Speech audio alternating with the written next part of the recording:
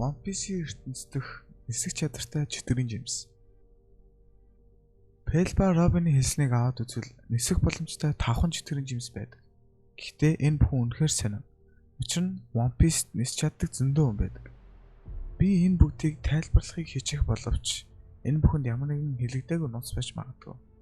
Пэл нь Торадорономи жимс эцэс ба зоон төрлөх бөгөөд энэхүү жимс нь түүнийг шонхор болгон хуургаж нисэх боломж өгдөг ба энэ байдал нь түүнийг шонхор пэл гэж нэрийдэх үндэс нь болжээ.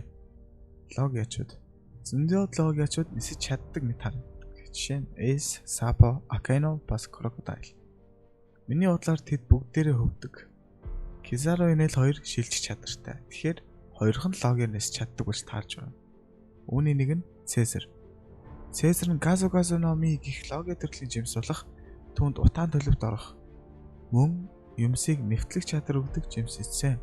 Тэрээр Панк азартаа стресс уусараа төвггүйхээ нисэж чадна гэдгээ бидэнд хангалттай харуулсан.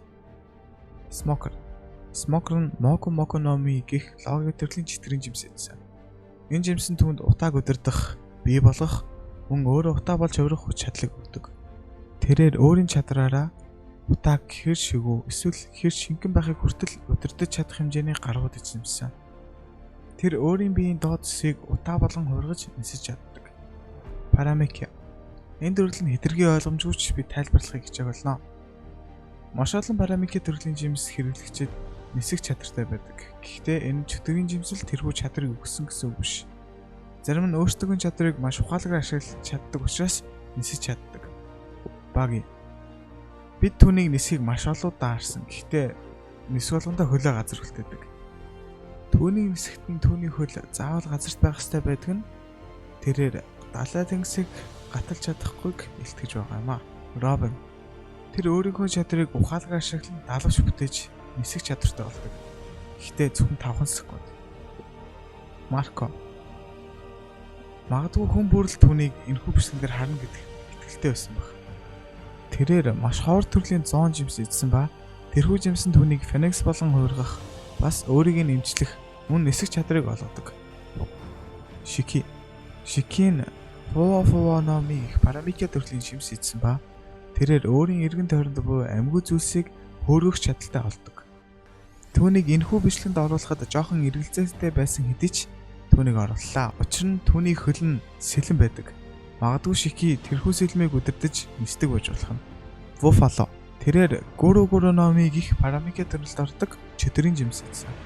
Энэ жимс нь түүнд биеийнхээ аль хэсгийг бүтээн эргүүлэх чадрыг өгдөг.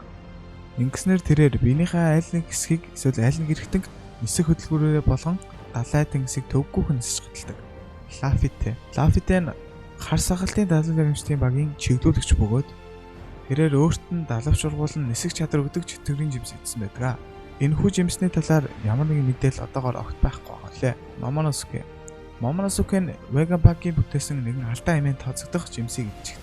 Энэ нь түүнд луу болон хуурч түүнд нисэх чадрыг өгдөг.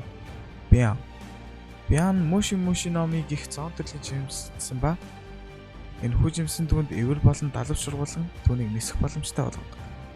Түүнийг хэтэрхий жижиг болохоор ихэнх хүмүүс түүний жимсийг анзаараад байдаг гэлээ. Энэхүү бичлэгийг үзсэн та бүхэндээ маш их баярлалаа. Мөн дараагийнхаа бичлэгийг иймэрхүү байдлаар хийх тул та бүхэн лайк, шеэр, subscribe хийж надтай нэгдээрэй. Үзсэнд баярлалаа.